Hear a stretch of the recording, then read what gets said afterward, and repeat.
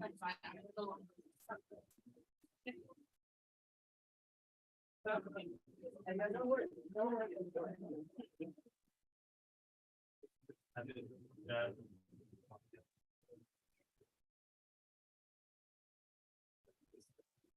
good morning, everyone. Good morning. And potentially good afternoon or good evening to the over 2,500 people who are registered to join us on today. It gives me immense pleasure to finally the opening plenary of the Global Futures Forum 2020. They will be discussing our opening panel, the role of civil society in the SDG Summit and the Summit of the Future. What makes me so excited about this moment is that no matter what happens over the next few days, what unfolds would have been preceded by a global, truly community-driven effort. Here through the 1,600 member-strong e-consultations facilitated by our energetic, but probably a little bit jet-lagged co-leads, through the co-lead teams who constitute one young person, one civil society advocate, and one think tank or scholar for each of our 7 tracks, the several hundred who fed into the regional futures forums, youth information sessions, and our youth research papers and initiatives, which you'll see championed in the online youth pavilion tomorrow and also on our website. Those wonderful, fast-paced town hall meetings with our over 100 planning partners, several of whose logos you'll see on the back of the folders that you have as part of our coordination ecosystem, and the various other contributions that this community has made in time, energy, and just general belief in the process, right up until the last minute, including the live interpretation by our volunteers, Carla, Amaya, Ricardo, Hector, and Laura in French and Spanish, thanks to Johannes, for the online plenary sessions this morning. And of course, those who have taken time to join the Global Futures Forum, whether in person or online, the majority of whom are from the African and Asia Pacific region. But all this was with a sense of purpose. See, civil society has been incredibly active at running parallel events to intergovernmental processes, and these can be effective, as we saw with an outcome document that we finally reached at 3 a.m. in the morning with CSW. Oftentimes, though, the intergovernmental agendas are already fixed, so civil society operates at the margins. The Global Futures Forum is an attempt at something slightly different. Why not have a civil society conversation 6 months before the intergovernmental convenings of the SDG Summit or the Summit of the Future ministerial meeting in September this year, so that we can meaningfully support, collaborate with, and uplift the intergovernmentally led conversations. In other words, the forum is a node of intersection in an ongoing process. As you'll see in the folders, the community has worked, this is the sheet in the folder. The community has worked across 6 months to have 5 proposals for an interim People's Pact to be discussed across each thematic track, whether it be human rights and participation, development, environmental governance, global economic and financial architecture, global governance innovation, global digital governance, and peace and security. These will all also feed into our mission engagement day on the 22nd of March. We hope to continue this process in 6-month cycles. So we begin these conversations in September last year, and here we are at the Global Futures Forum in March 2023. This conversation will be followed by a roadmap of action, and Dan Farrell will point this out to us in our closing session tomorrow, including an interim People's Pact in April and culminating in the Global People's Assembly led by GCAP in 6 months from now in September 2023. We then hope to take lessons learned and advice given to the Global Futures Forum 2024 in March again, and so on for 6 months up until a potential World Social Summit suggested by the Secretary General in 2025. So in other words, get ready for the long haul. We'll still be here. But overall, I want to take a moment of humility to say we've attempted to practice what we preach. You will hear about the intergenerational co-leadership models we've tried to adopt at this Global Futures Forum later today, the different ways we've tried to address the questions of how and not just the what. But this will be an ongoing process, not just of civil society engagement in the SDG Summit and the Summit of the Future, but also civil society learning. We really hope you will join us on that journey. Thank you so much for joining us at the Global Futures Forum. Now my pleasure to kick off our panel. We'll get started.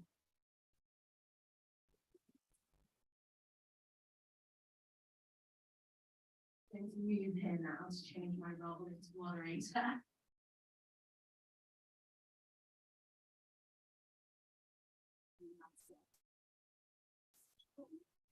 Okay, so for our opening plenary, I'm delighted to kick off our panel on the role of civil society in the SDG Summit and the Summit of the Future. We will shortly have Ambassador Her Excellency Aya Al-Thani join us, permanent representative of the parts of the United Nations.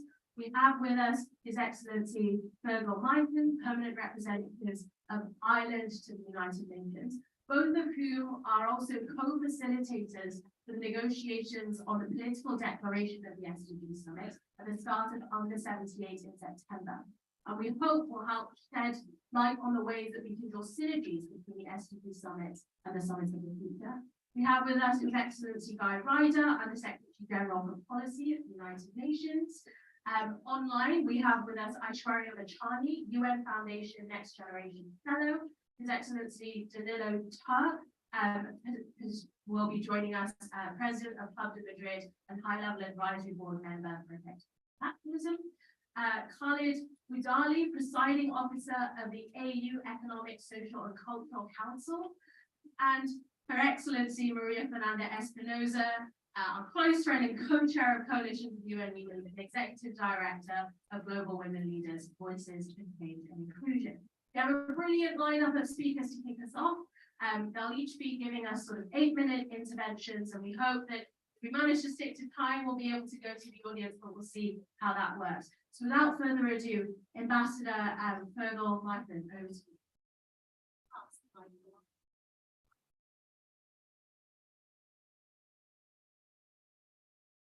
Thank you very much. I hope you can hear me okay. It's always good to get around the phone before you even start speaking.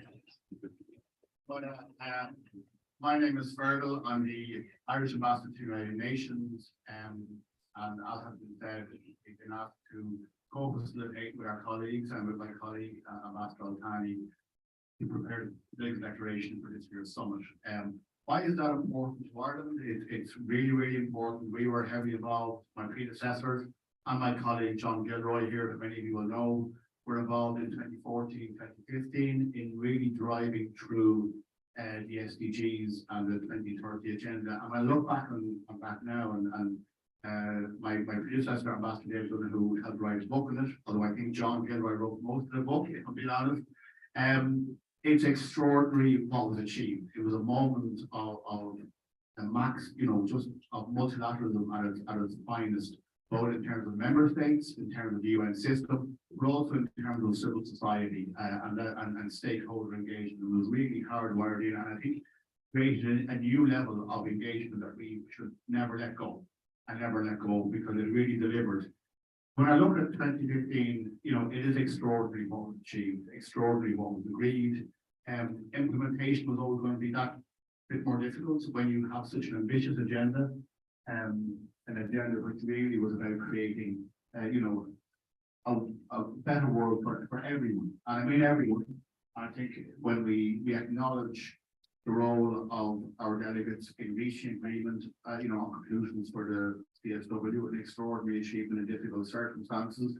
Our own colleagues were working, I think, at 3 a.m. in the morning. But the SDGs are for all, not for half the world's population, not for some, but for all, and I think that's really, really important. Whereas I say implementation was always going to be difficult on such an ambitious scale. We know why the implementation, we can point to why the implementation has been more disappointing than we might have imagined. We can point to COVID pandemic, we can point to conflicts, and not just one conflict, but many conflicts around the world. But we know that even before the pandemic, the implementation wasn't on track. We know this because we have the science and data to back that. We have seen the scientific sustainable development report. I don't think it's been fully finalized, but we've certainly seen a draft of it. We will be seeing the Secretary General's special report on SDG implementation, the progress report. We're hoping to see that in April. And again, that will give us the data as to where we're going off track, why we're going off track, but much more importantly, how we can get back on track. And I think our task is, in the next few months, working with member states, working with civil society, working with stakeholder engagement, is to identify, not just to beat ourselves up and say how we failed, but to drive forward, identify how we can actually get back on track and what are the actions that can make a difference to the next 7 years. So we're not going to give up. We're not going to give in to despondency or despair. That's not a policy. We have to be hard-headed and realistic about where we are, where we failed, but then we have to set a course for how we can get back on track. So myself and Ambassador Al-Thani, we speak about realism, we speak about urgency, and we speak about hope. We can't bring our heads of state and government to New York in September and ask them to send up to a message of despair or despondency. There has to be hope there. That's the world we live in, and the world needs hope. But hope based on realism and hope based on action, not just fine words. I mean, if we're in the UN, you all know the UN system. We can do fine words and fine declarations, you know, all day long. It's the hard-headed action that can make a real difference. As I said, for Ireland, it's very important for us. We were involved. We've hardwired into our development programs, into our development strategy, a better world, the SDGs in a very meaningful way. But also, and I think one of the geniuses of the SDGs in 2015 and 2030 agenda was that it wasn't about, you know, the global south having to deliver or the global north having to deliver for the global south. It was about every member state having commitments to live up to. Every member state, you know, whether it's in climate change, hunger, poverty, the equality agenda. So for us, again, we've tried to hardwire that into our own governmental system. We will be doing our second BNR, voluntary national review, this July in New York. And our government really tried to mainstream it, and another UN word, but you know, we know what we mean, into all aspects of government back home. So for us, it's an agenda domestically, but also an agenda internationally. And we are putting great store on the SDG Summit in September to get back on track. And I know you spoke about the synergy between our common agenda and the SDGs. And I think it's really important that there's no sense that we're giving up on the SDGs. We're saying they can't be done. We're leaving to one side. We're moving on to the next shiny agenda. And I think the Secretary General has been so clear about the importance, the centrality of the SDGs and the centrality of this year's summit in getting them back on track. I think we're really encouraged by that political and the leadership support and reiteration. I think that's certainly our view. That's certainly Ambassador Al-Thani's view. We're not giving up on the SDGs. When you look at that list of 17 agenda, I mean, no one is saying these aren't the problems we're facing. No one is saying this isn't the agenda for action. So we don't see any kind of divergence between the SDGs and then our common agenda. And it's really important for us that we work in sync, and we are working in sync with the various processes in preparation for the future in 2024. It shouldn't be seen as antagonistic. And you know, for us, we believe that if we can really get a strong political declaration of support, almost I call it a renewal of vows to the SDGs from our leaderships, That will create a really strong context then in which we take forward the work in some in the future. So not antagonistic but complementary. It can be hard to, I think there's a danger we can get bogged down. There's a lot of processes going on. I mean, I have down here, we have the SDGs, we have the Financing for Development Board, we've reviewed the stepwise framework, we have the food system summit, with the ECOSOC HLPS in July. We have all the various processes for our common agenda. So it's important that they all take place and are taken forward successfully with stakeholder engagement. But we shouldn't get bogged down and fail to see the bigger picture. What are we trying to do here? We're trying to ensure that we implement the SDGs, a better world for all, across all 17 headings, not cherry picking, not saying one is more important than the other. They're all interlinked. And what is our common agenda? I mean, Guy will speak about that, but it's then addressing areas that maybe weren't as high profile as 2015, weren't as to the fore, or where the world has moved on. So I don't think they should be seen as antagonistic. That's a really, really important point for us. As I said, SDGs, we know they're off track. We know we need to get them back on track. And we also need to show that multilateralism can work. We do see that orientation. We saw the BBNJ negotiation resulting in a treaty recently. We saw CSW. Ireland was on the Security Council the last 2 years. Like I said, welcome Ambassador Al-Hadi. You're very, very welcome. And we saw even in the face of real difficulties in the Security Council, we were able to deliver working to lead collectively. So we can't give up on multilateralism. We need to show it can work. We need to energize it, and we need to put our shoulders to the wheel. So with that's a broad brush. I'm not getting into detail, but we are going to work collectively to drive forward the work of having a really strong, ambitious, concise. That's a big challenge in the UN system. Concise is always difficult, but we are determined to do that. A really punchy, strong declaration for our heads of state and government, renewing our commitment, renewing our vows to the SDGs. We've had some very good engagement with the UN membership. We've had 2 informal consultations. We've had stakeholder representation there. We will ramp that up. I think the first consultation was the easy one. The second one was a bit more tricky, but that's good because it means we're getting into the real meat of the engagement negotiation with all member states and the regional groups with the stakeholders. And you have to have some grit and you have to have some real engagement to get to where you want to get to. But just to finally say what a wonderful board this is, to have a packed room and many people online early on a Monday morning. That's pretty good. It's very good for us. We're just getting over St. Patrick's weekend. So it's great to be here. But just to wish you well with your work with the next few days and keep engaged. Stakeholder engagement, civil society engagement was the magical piece of 2015. So we hold on to that and keep that going and keep up the good work. Thank you very much.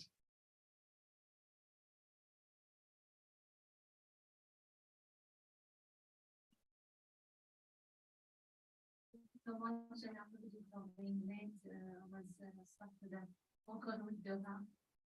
Thank you for this opportunity to engage with all of you. It's a great opportunity to touch base on many processes, key processes that are taking place. Federal Commission Ambassador Lawyer have touched base on many key issues relating to the process, to the lead up to the summit, and on many aspects relating to that process, how much we are eager to engage with all of you as well.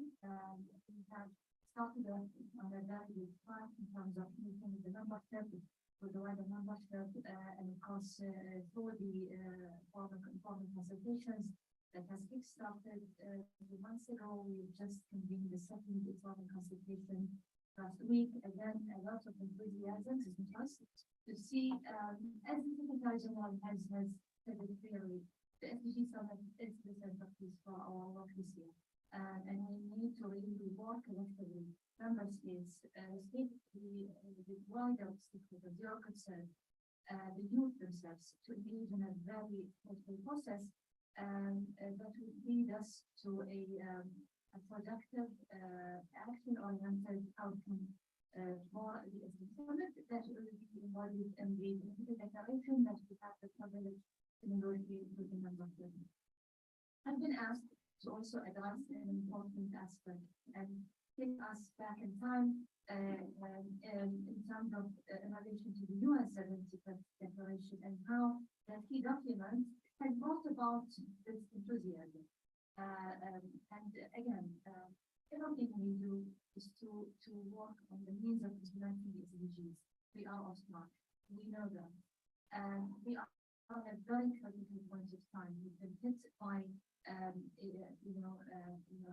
global health crisis just 3 years ago. I mean, the COVID-19 pandemic really put us again on a confusing path in terms of continuing to work together on the implementation of the SDGs. But again, we need to be again on track. And these are the key processes this year that are starting to be preparing for the SDG summit, the preparation for the summit in the future, and later on, essence of that, the preparations for the World Summit program, which will take place in 2025. And I look on my right here to Kawaida, who is aware is looking comprehensively on how we will bring together the aspects of our clean agenda.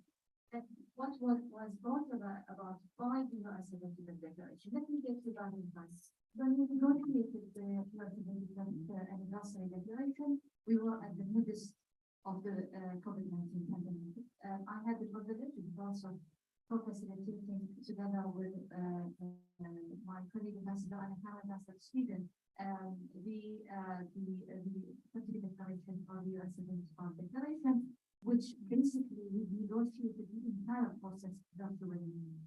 Again, the enthusiasm, the interest made us come together and agree on a very important document, very important 11 commitments that has brought about our common agenda today. Member states agree that our challenges within that document are interconnected across borders and all other devices. These challenges can only be addressed by an equally interconnected response with reinvigorated multilateralism.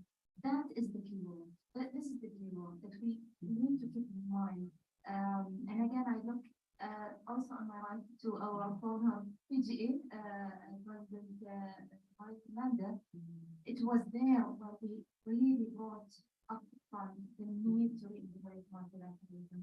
We need to put all our efforts towards that.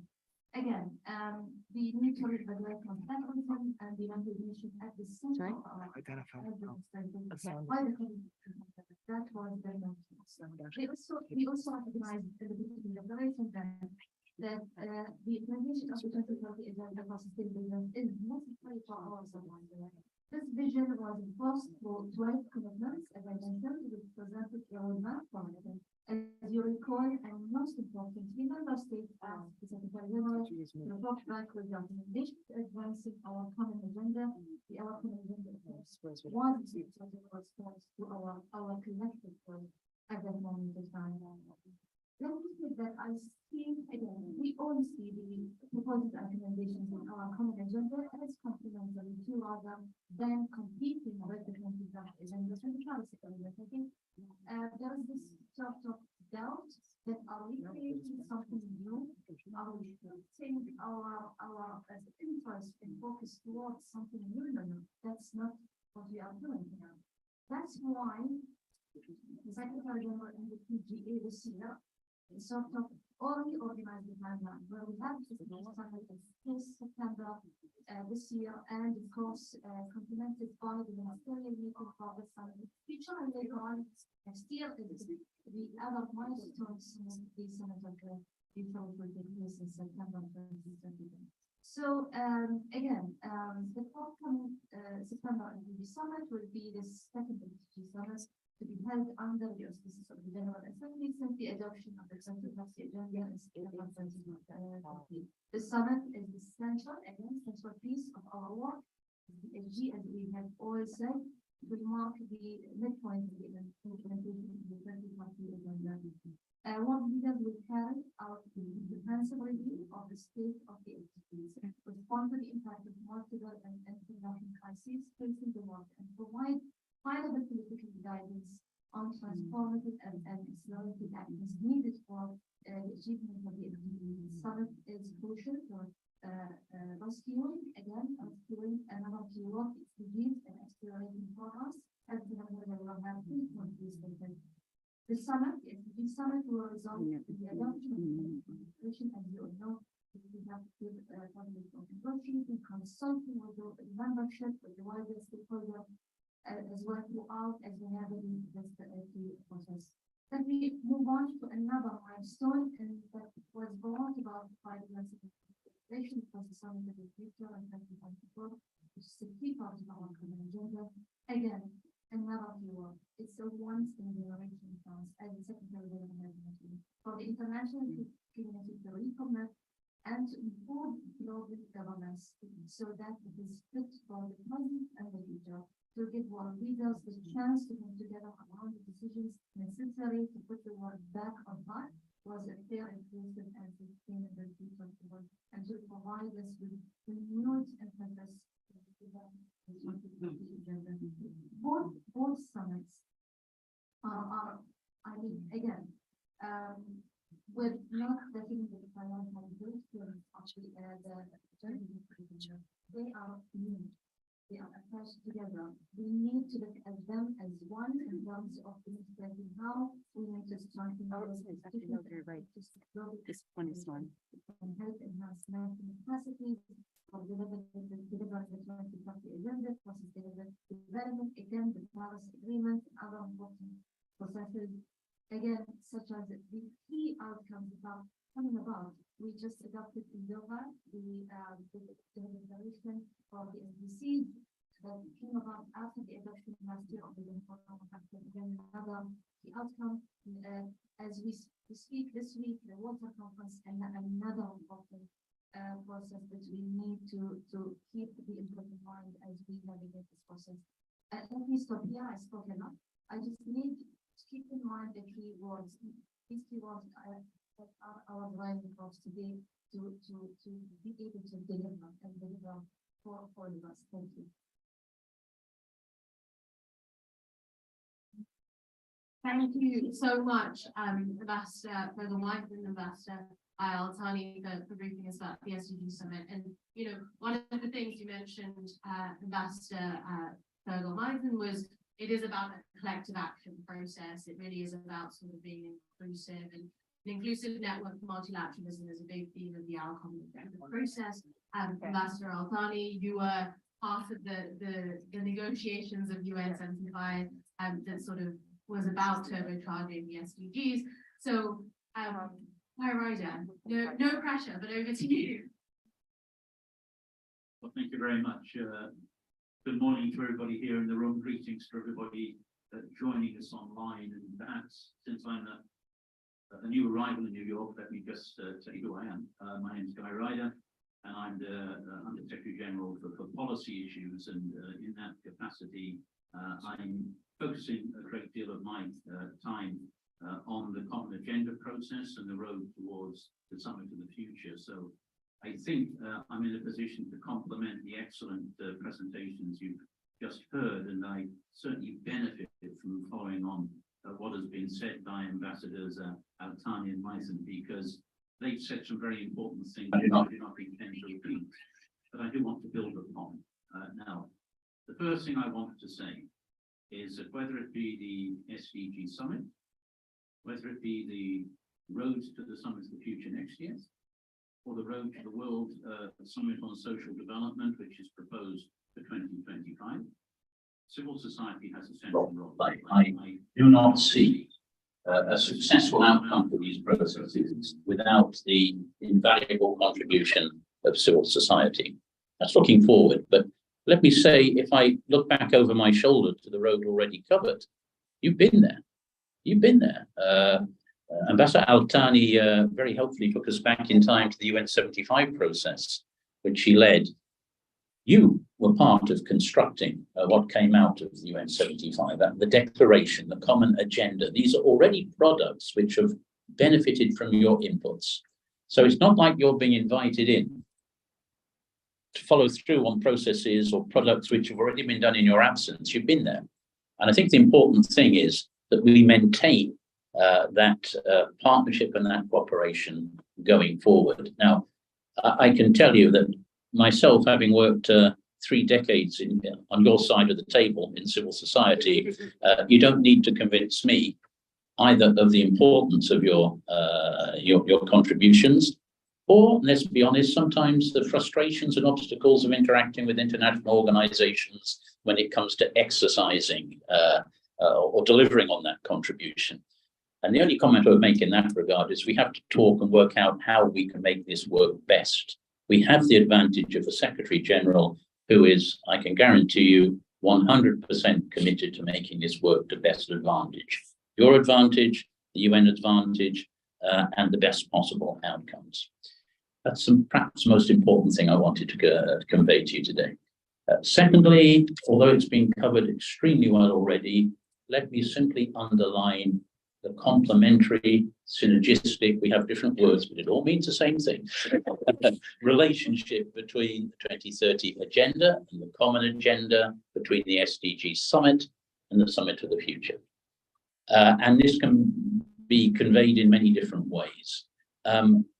Obviously, there can be no successful summit of the future. There will be no successful outcome to the common agenda if we do not succeed with the SDG summit, which is the centerpiece of our activities this year, and successful delivery of the SDGs.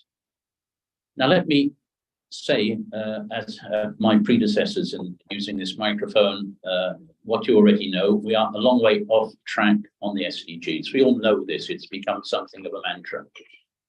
Can I also suggest that we do not fall into the trap, because trap it would be, even though it's quite comforting to think that this is entirely the consequence of COVID-19 or the war in Ukraine.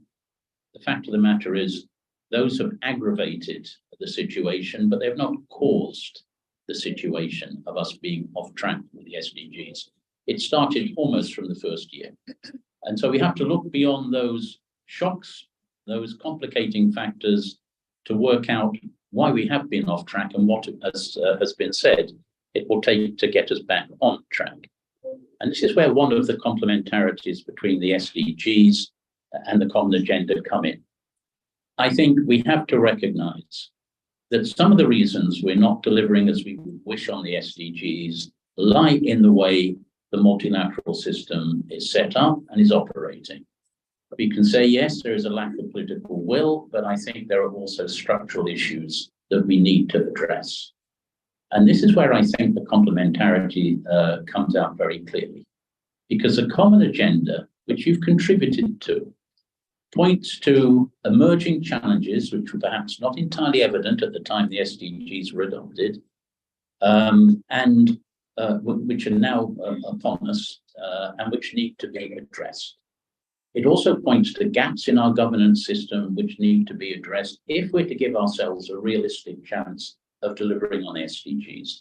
Let me illustrate my point by reference to one and only one issue. I promise you I could multiply that. The issue of finance. And now it seems to me that if there is one red thread that runs through all of the summits which are coming up, be it the SDG summit, common agenda, or indeed I suspect the World Summit for Social Development, it is the issue of resources. I mean, it's difficult to participate in any interaction without people asking the fundamental question, where is the money coming from? Where is the finance coming from to make a reality of the ambitions we have set ourselves in the international community? And you see, this is an issue which will be addressed at the SDG summit, but also in the summit for the future. But we're not going to duplicate or confuse each other. What's going to happen at the SDG summit? And I speak under the authority of the co-facilitators here. Well, what I do know is the Secretary General has already published his SDG stimulus proposals.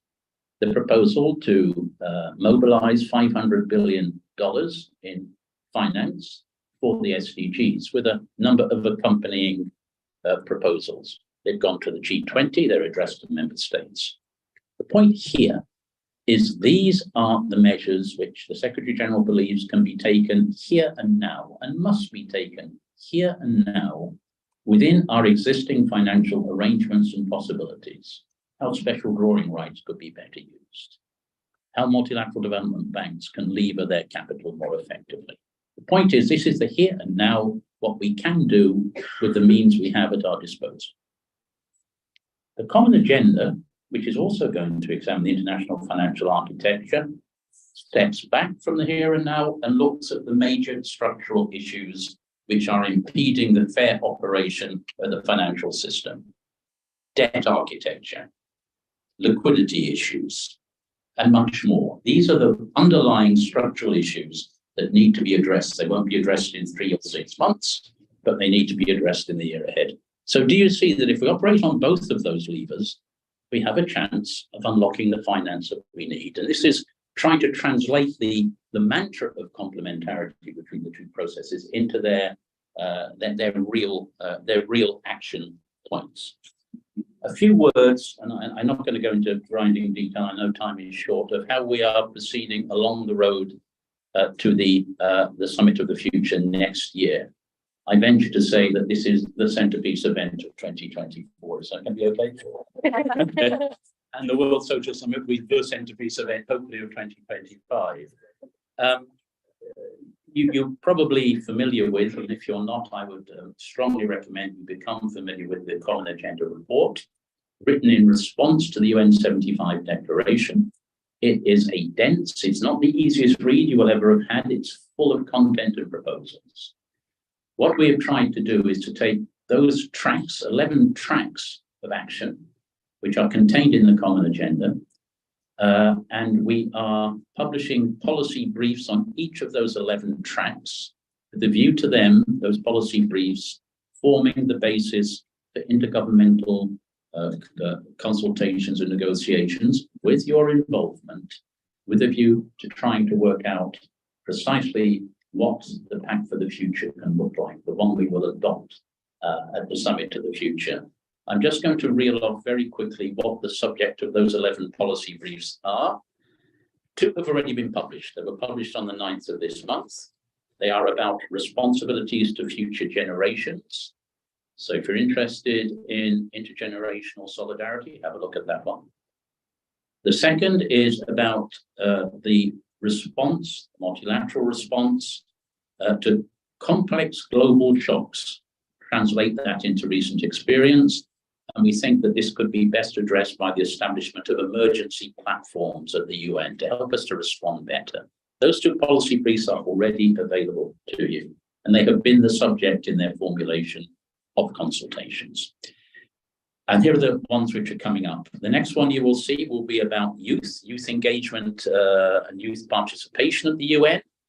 There's a few people here that look like they might be particularly interested in that one. Then 2 policy briefs which relate to the operations of the global economy. One is on the international financial architecture. I've already spoken to that subject. The other is about beyond GDP, beyond gross domestic product, the need to develop metrics which better measure sustainable development and progress than the rather blunt instrument of gross domestic product.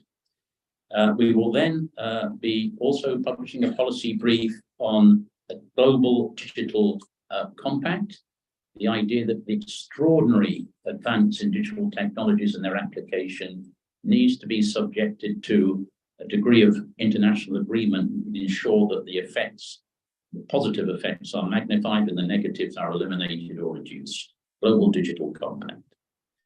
We are also developing a policy brief for a code of conduct on integrity in public information. If I say fake news, if I say misinformation, disinformation, you get what I mean. What's going on in social platforms right now, the negative part of it. We need to act on that and to act rapidly. There will be, and it's not the smallest of the tracks, a policy brief on a new agenda for peace. In our conflicted world, the Secretary General is convinced that we need a new agenda for peace to see how we can do better along what the Secretary General calls the peace continuum, from prevention upstream right through to post-conflict reconciliation and exit. You get the magnitude, I'm sure, of that endeavour. In case you think we're a little bit sort of short term, there will be a policy brief on the safe and sustainable use of outer space resources. Sounds like that one's a bit science fiction to you, but my expert friends tell me that outer space is where civil aviation was in the 1970s. Exponential growth in space traffic and all sorts of interesting but potentially difficult things happening, particularly as private actors, and you know the names of some of them, are becoming more and more active in the outer space. I have to work out a better way of saying that. It's very awkward. And the last two policy briefs, one is on education, the follow-up to the Transformation of Education Summit of last year, and finally UN 2.0. Sounds rather technocratic. That is about making the UN properly equipped in respect of its analytical capacities, its data capacities, its behavioral science capacities, to deal seriously and expertly with the increasingly complex issues we have before us. I've spoken too long, but I hope that's been helpful in situating the common agenda. I didn't get as far as 2025, but yes, there will be, we hope, a World Summit on Social Development. We still need a mandating resolution for that, but that would, its intent would be to drill deeper into the social issues which are inherent to both the SDGs and the common agenda, issues of jobs, social protection, education, and health, and how we need to pick up what was done in Copenhagen in 1995, where I was sitting on the civil society benches to give a new push to the social dimension of sustainable development.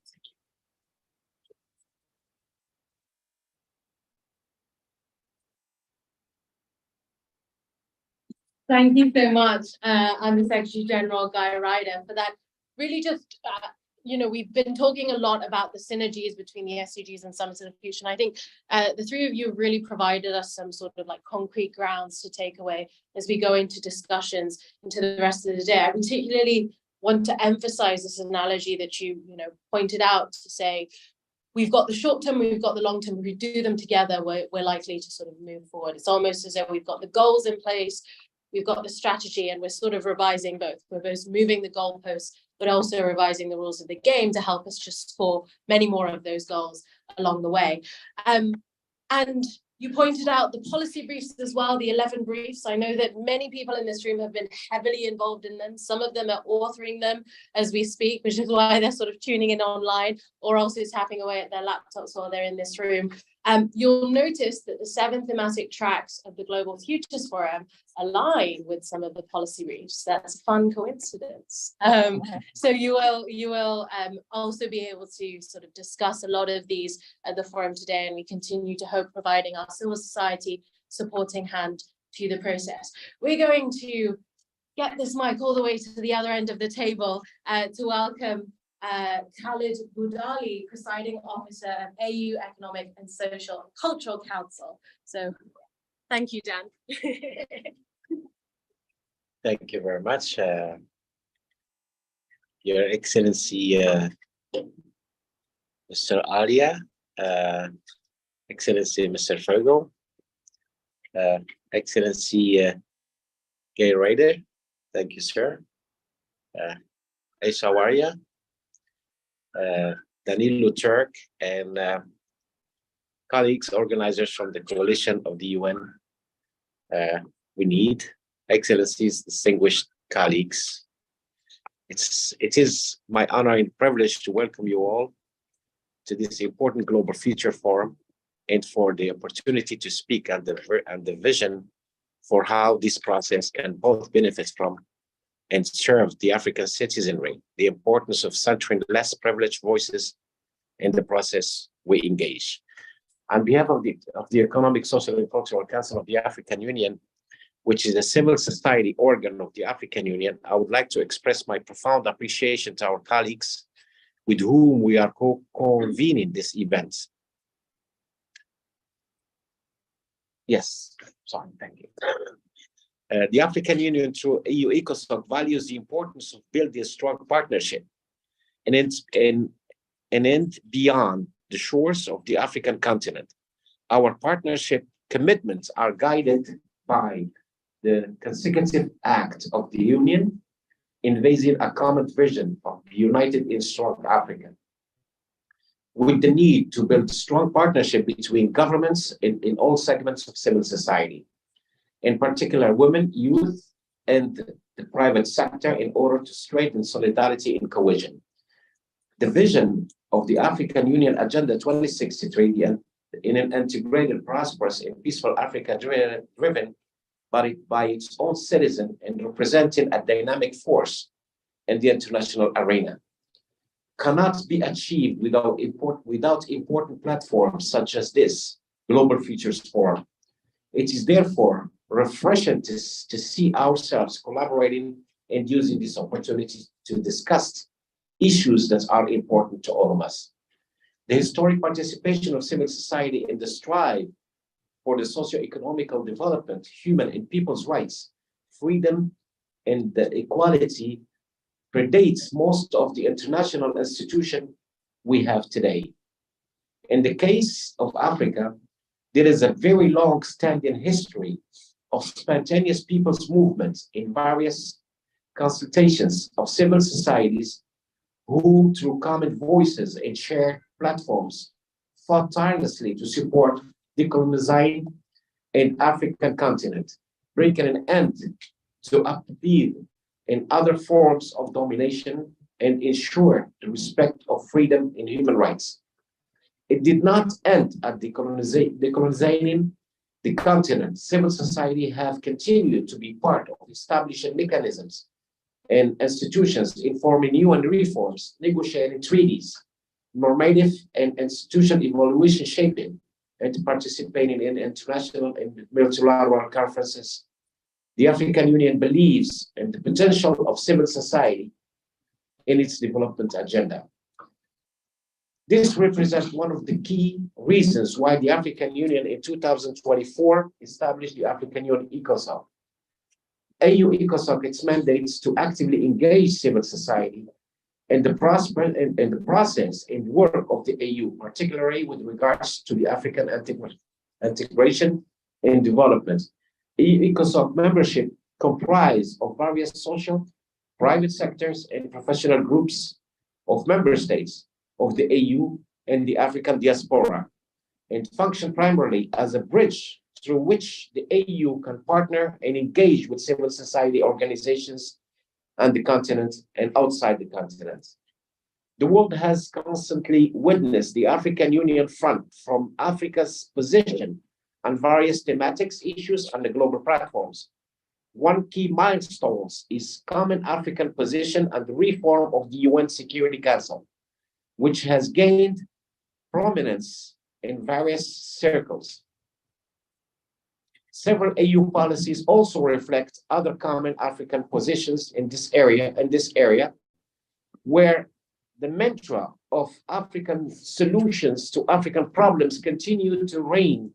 Supreme civil societies must also be this opportunity to front a common position on issues that are relevant to all of us. A united civil society will paint a descriptive picture of the desire of the ordinary citizens and for future generations. It holds the key to opening windows and doors to platforms that hitherto we would struggle to access.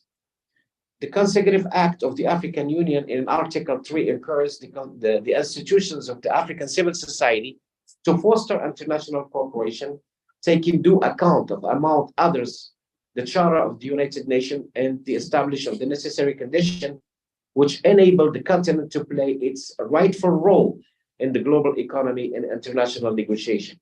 The Inspiration 7 of the Agenda 2063 of the African Union envisages Africa as a strong, united, resilient, and influential global player and partner with the global arena. Agenda 2063 also is the African Union blueprint document for a peaceful and prosperous Africa. Again, Aspiration 7 aptly resonates with the goal 17 of the Agenda 2063, of the Sustainable Development Goals, also envisaging revitalizing global partnership and cooperation for sustainable development through universities and calling on all government, private sector, and civil society to ensure no one is left behind.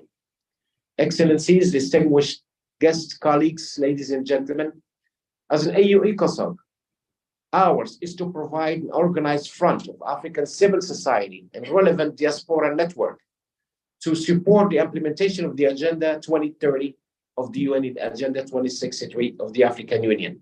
Will bring to the table competence of African civil society who are achieving excellence in their various environments.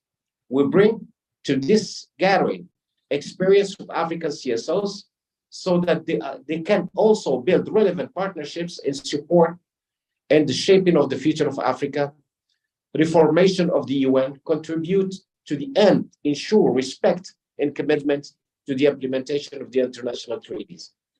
In view of this, I would like to take this opportunity to inform participants that AU ECOSOC will soon roll out an African Union harmonized accreditation mechanism, which will be single point of entry for CSOs to engage with the AU and its organs. The mechanism will be used to grant consultative and observer status to CSOs to facilitate interaction, participation, and knowledge transfer. This will also give accredited African civil society the need, recognition, and legitimacy around the world. We have also completed a mechanism to institutionalize and formalize the national ECOSOC chapter. We are currently in an operationalization phase of the mechanism, and we are looking to establish official ECOSOC national chapter structure in all member states of the Union. Beyond the above, we have also embarked on capability building initiatives to enhance capacities of African CSOs to make them formidable and key players in Africa development and within the global arena. We have forged partnership with CSOs to ensure the implementation of treaties and other commitments of member states. Your Excellencies, distinguished guests, colleagues, ladies and gentlemen, the participation of AU ECOSOC and today Global Futures Forum represent a continuous commitment of this course by African Union and African civil societies. We will continue to commit to putting in place measures that will support and enhance platforms and opportunities for civil society in this space. We will continue to forge the need partnership with relevant stakeholders and provide platforms for civil society and diasporas for open dialogue that will influence policies and programs at the AU and the UN level. We are committed to achieving the objective of this intercontinental forum, which will inform future generation and collaborations as we renewed spirit of the UN, of the reformation of the UN. I think I have to. Well, I've been forced by.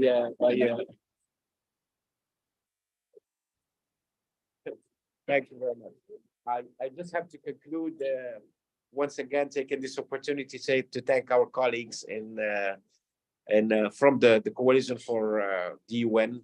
We need and other relevant partnership of CSOs that we are committed to work together. Thank you very much. And I apologize for taking too long. Thank you, Dan. Dan is not only co-chair of Coalition for the UN We Need, but official mic runner for this session. Woo! I'm delighted now to go online to have our Aish Machani, UN Foundation Next Generation Fellow, a dear friend of mine and fantastic youth advocate and ambassador. So I'm going to see if we have Aish ready to go online. I'm unable to turn on my video. If someone could let me, please. Okay, I can hear her here. Yeah, I can't start my video. Okay, just give us 1 second, Aish. Monique, if we can help Aish start her video.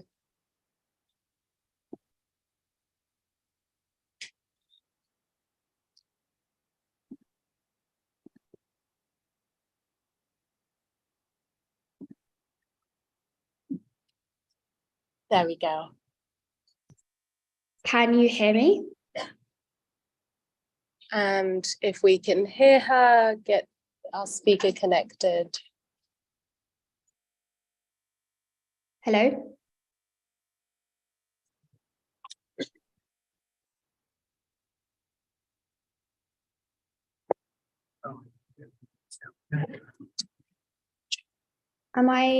Can you hear me? Oh, I think we're getting there. Okay. It looks like they can hear me online, so hopefully it will work in person too.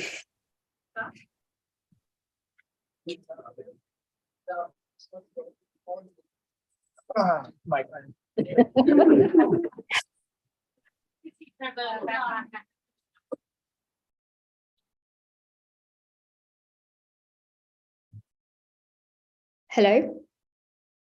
Testing, testing.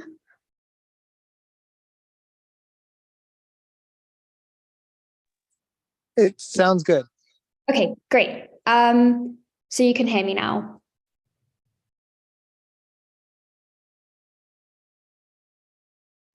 Yes, go ahead.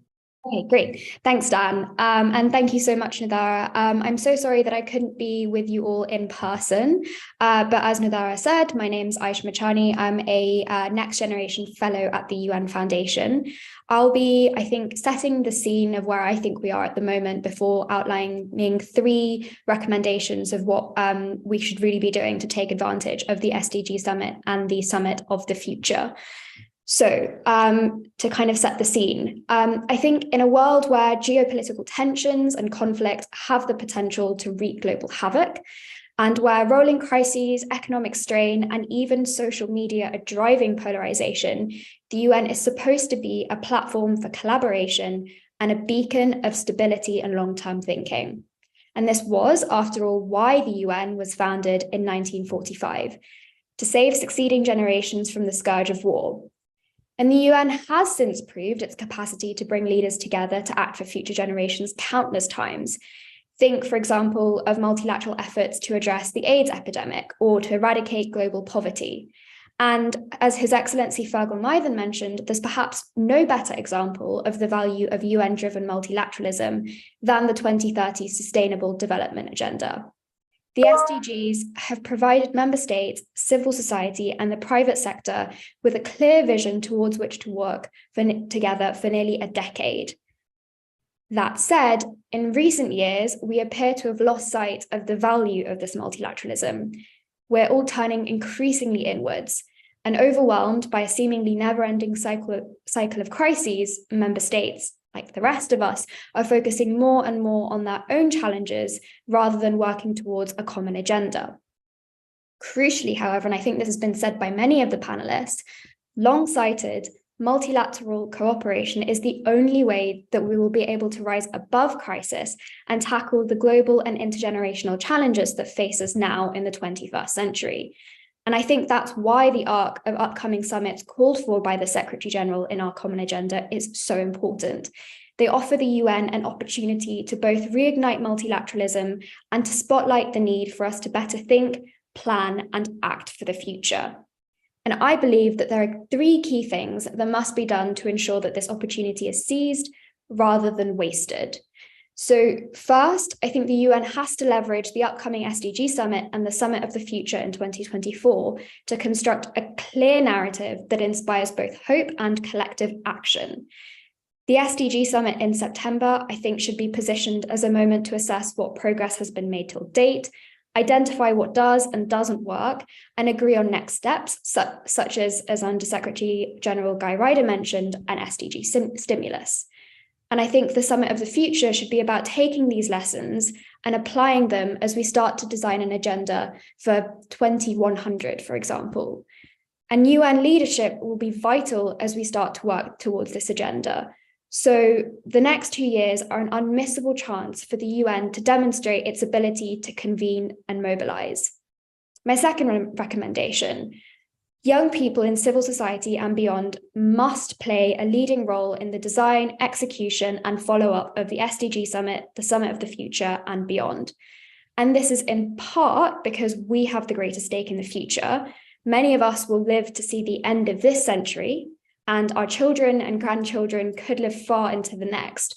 So we're the people that will inherit the consequences of the decisions that are made, or indeed not made, at these upcoming summits. And the other reason is because we have proven time and time again that we are energetic, innovative, and capable. So right now, my fellow Next Generation Fellows at the UN Foundation are coordinating 8 action groups as part of a global virtual forum called the Engine Room. And these youth-led action groups are committed to doing their part to advance the SDGs and are ready to hold leaders accountable for doing their part too. Next month at the EcoSoc Youth Forum, along with other young leaders from around the world, they will be contributing to an insights paper outlining what young people expect from the SDG Summit, as well as the youth policy brief that Under-Secretary General Guy Ryder mentioned. And my advice to leaders is this: harness the energy of youth-driven initiatives like the Engine Room and pay attention to proposals being put forward by young people at the EcoSoc Youth Forum and beyond, or risk being left behind. My third recommendation: it's imperative that leadership at the Summit of the Future reflects changing demographics. Over 70% of the people who are projected to be born between now and the end of this century will be born into low or middle income countries, largely in Asia and Africa. So any agenda that we develop for 2100 must reflect the threats and opportunities facing people living and due to be born in these countries, as well as tackle entrenched historical and global inequalities.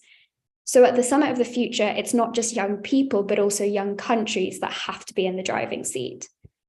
Fulfilling these 3 conditions that I've outlined will, of course, require a radical departure from business as usual at the UN.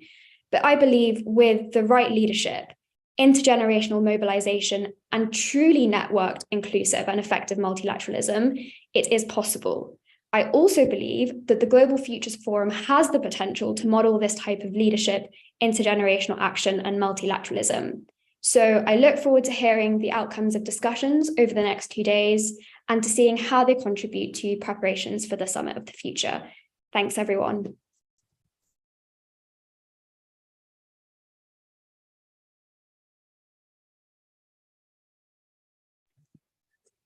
Our official milestone.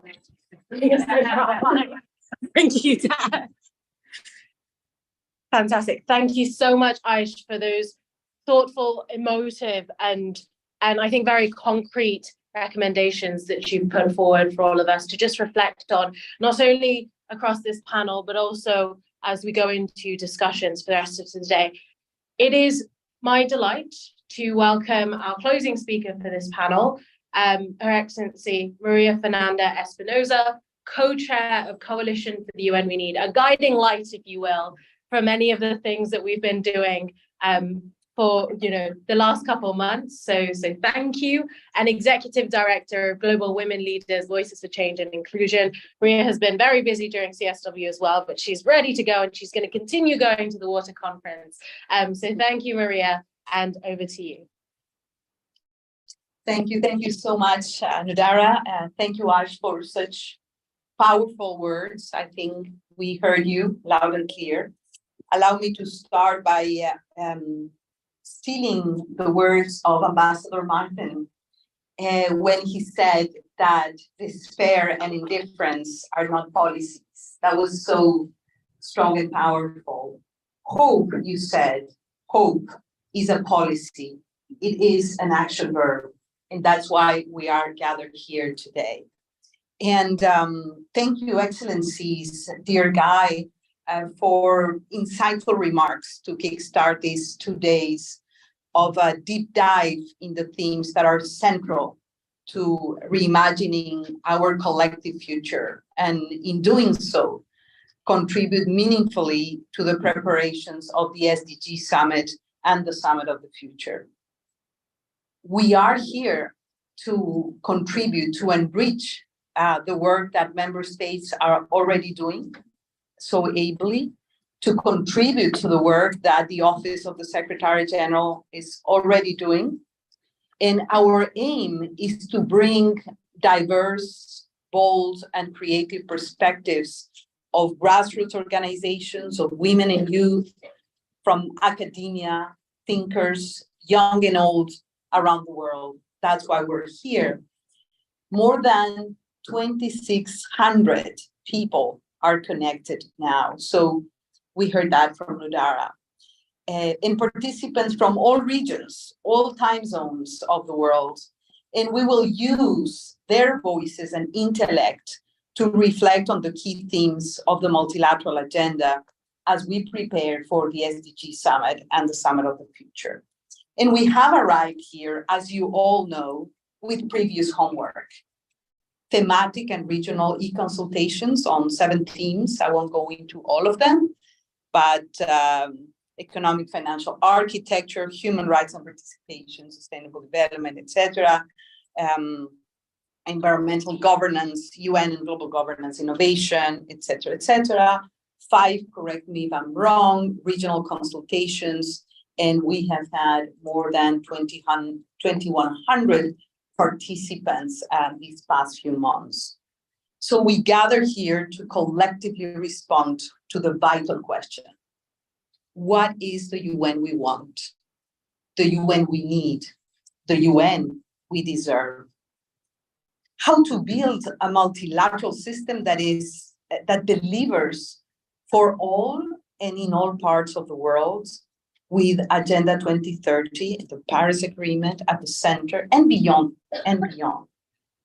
So while we're here in presence and online, I would basically mention 4 reasons why we're here.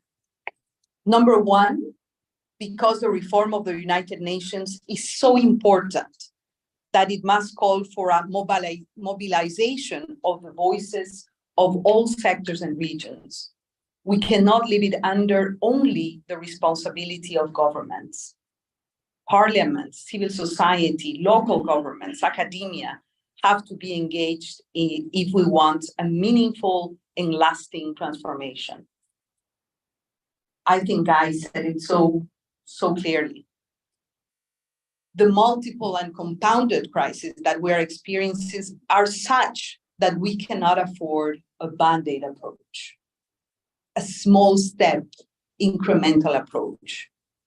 We need to think about a more systemic overhaul, a co-creation with all our brains and hands together. Number 2, I strongly believe, and having been close to the multilateral system at the UN for more than 30 years, believe me, I think that there is momentum. In spite of the great polarization, in spite of the diversity of views and priorities, there is a common denominator which unites us. And the common denominator is that we want the United Nations, our United Nations, the multilateral architecture to deliver more and better and to respond to the challenges of today's world, as Ambassador Al-Thani so wisely said. Number 3, the need for a translation of our common agenda, and therefore the retooling, the rejuvenation of the UN and the multilateral system to regional realities, to national and local realities.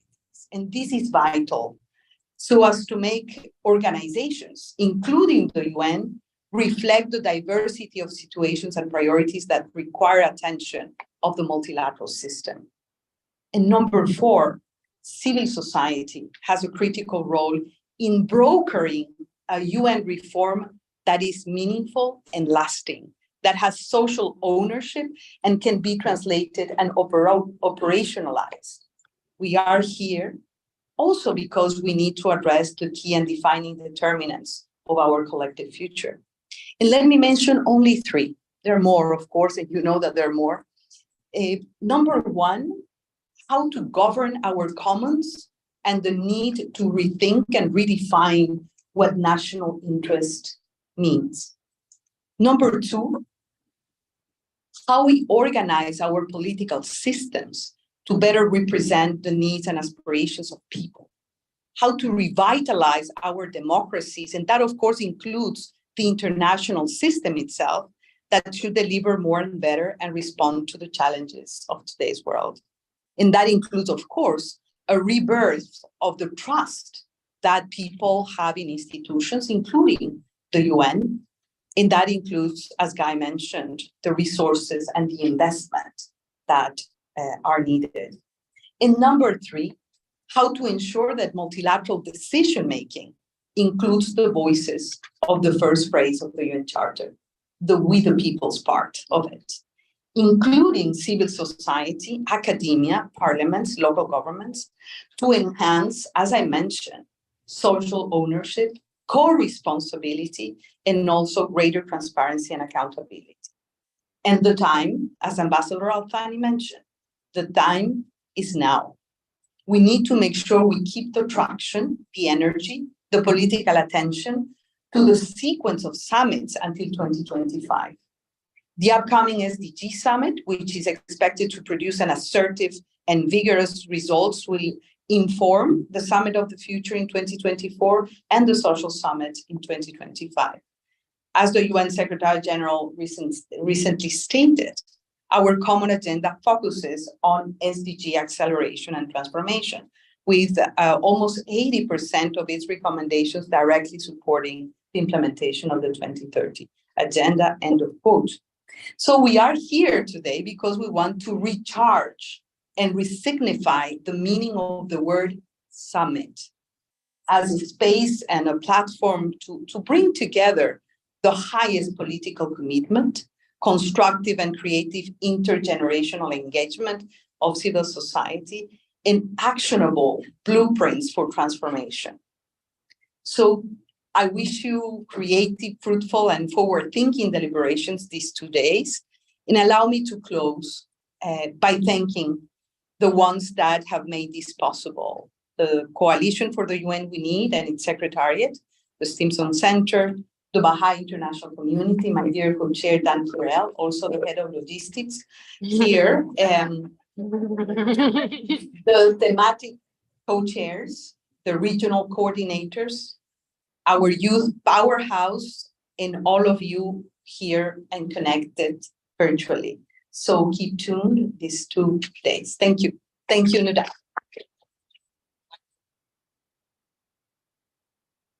Thank you so very much, Maria Fernanda, for giving us sort of that energy to keep going, despite it being a Monday morning and so very early with so many people jet lagged. I think we're ready and ready to go.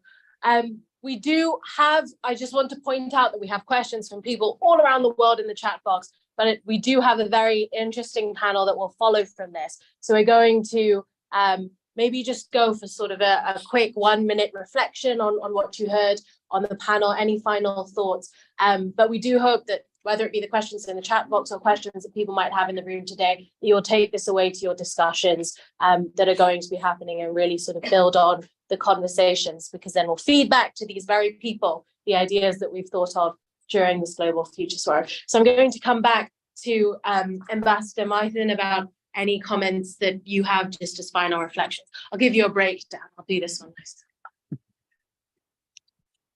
Very good. Thank you, Clara. I suppose I was just struck by all the comments today, and particularly by Guy's presentation, that really the 2 processes, SDG Summit, Summit of the Future, are not antagonistic, that they're working in sync, that we can make this collectively work for all of us. We're not in competition. And for me, that's the key message. There's an awful lot of work. I mean, our process is up and running. It's very active. Clearly, Guy went through the various policy briefs that are out there. There's a lot of work being done in the UN system.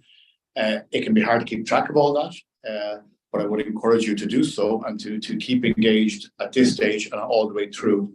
And even onto 2025, maybe we'll get through 2023 before we start worrying about 2025.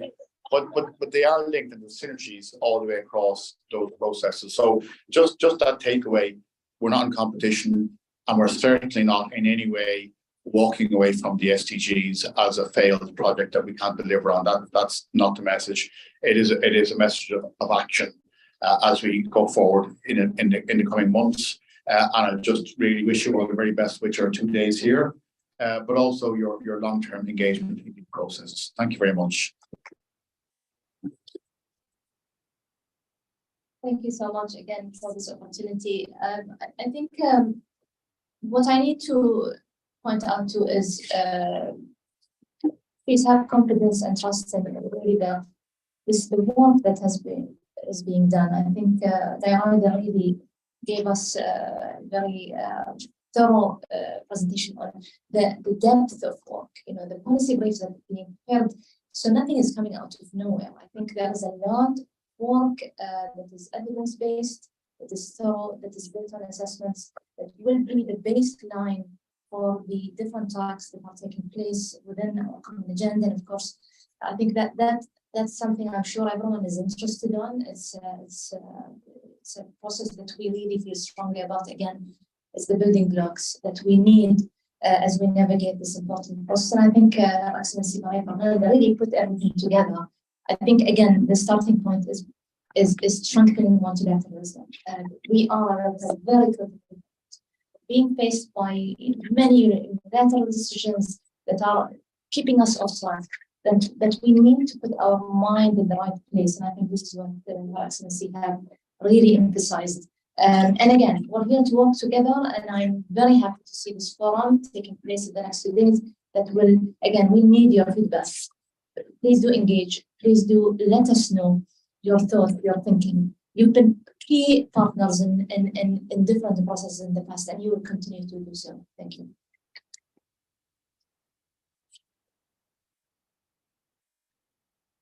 Thanks very much. Really little to add. I mean, you, the participants in the forum, must be the ones to judge, but I hope and I think that you've heard from this panel a very united message. We are as one in terms of the relationship between the SDG Summit, the Common Agenda, the Summit of the Future, and I hope we'll be able to convey that unity of appreciation to you. I think we're also as one in saying that you are a part of this. You really are an extraordinarily important part of this. We are all committed to making sure that the conditions exist which allow you to make your contributions in the best and most effective way possible. And I know that although they're not here in this forum, this might be an idea for the next forum, that the two co-facilitators of the Summit of the Future, the ambassadors of Germany and of Namibia, well, before you, they will be echoing those same messages. So there's a lot of encouragement here. No doubting the scale of the challenges before us, no doubting the length of the road in front of us, be it this year, next year, or the year after that. But we've already got a record of achievement behind us as well. We're not starting on the road from the very, very beginning. So there's reasons for encouragement, I think, as we take up the challenges. And good luck in your forum over the next days.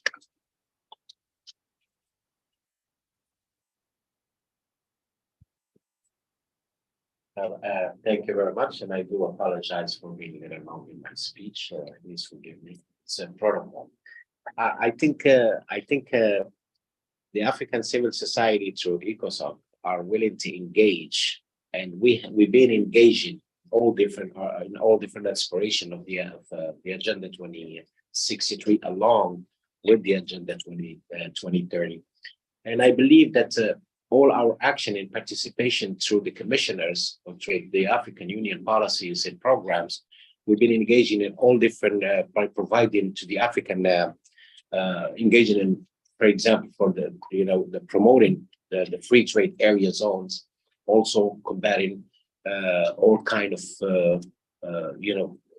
embarking on the programs, especially for the Peace and Security Commissioner of the African Union, Peace and Security Architecture in African Union governance architecture. And that leverages us pretty much to work along with multiple stakeholders, either at an institutional level or civil society level from all over the world. But technically, Africa and civil society needs that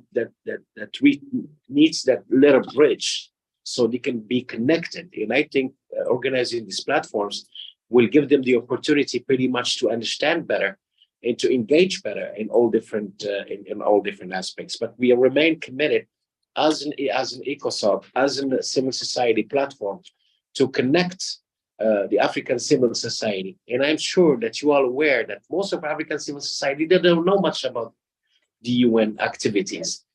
do not engage in UN activities. And I think the burden is on the UN officials to reach out more by organizing this kind of platforms and to give the opportunity, because we have the capability, we have the knowledge in Africa, we have the know-how, but we just need that bridge to connect us.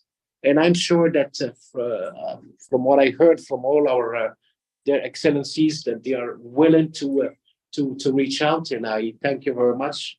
And I thank the organization for these wonderful opportunities to give us the opportunity to meet these fine young leaders, and especially the Irish. And I'm sure that he talks about St. Patrick's Day.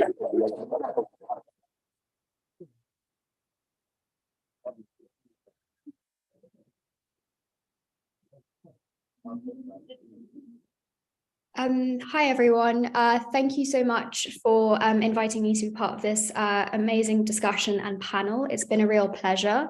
I guess my advice to you as we close up is to really think about this discussion as think about yourselves as a microcosm of the kind of multilateralism that you want to see. So really try to embrace the spirit of intergenerational cooperation, of inclusivity, of decolonization, of equality that you really want to see at the UN and beyond. And I wish you the best with all of the discussions that are happening, and I look forward to hearing the outcomes. That's it from me. Thank you.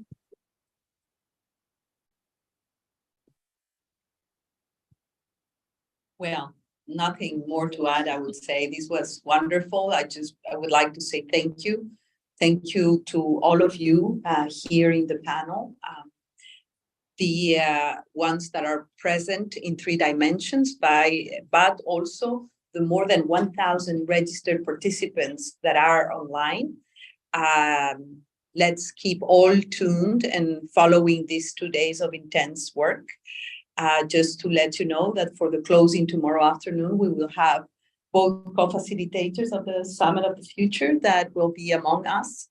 Just once again, thank you, Ndara, thank you, Renata. I don't know where you are, but she's, also a strong person behind all this. Thank you to all the organizations that form this amazing coalition for the UN We Need, to my co-chair, to all of you, and let's go to work and be bold, creative, ambitious to collectively reimagine our future. Thank you. Thank you so much to all of our panelists. We have a quick moment while we switch our panels out to caffeinate, but it's my delight to now welcome the moderator of our panel on where we are as a community, briefings by civil society representatives, Sandrine Dixon-DeClaire, co-president of Club de Rome.